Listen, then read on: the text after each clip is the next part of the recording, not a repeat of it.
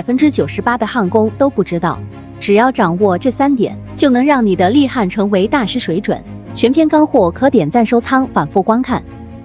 首先，第一点，我们的电流不宜过大，我们立焊位置铁水很容易往下淌，所以说我们电流一定要调小，使用42焊条 3.2 直径，电流调在105左右就可以了。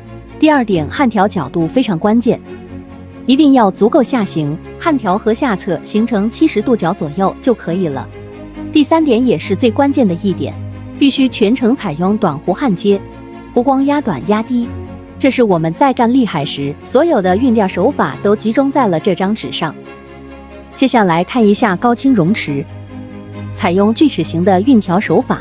我教大家一个方法，如何看你自己的焊缝坠没坠流，就看你焊条后方那个药皮子跟没跟紧你那焊条。如果说药皮子往下淌了，不跟紧焊条了，熔池裸露出来了，那么就是坠流了。如果说药皮子一直紧跟焊条后方，那就说明你这个成型是稳定的。这些都是工地实战真经验，毫无保留分享给大家。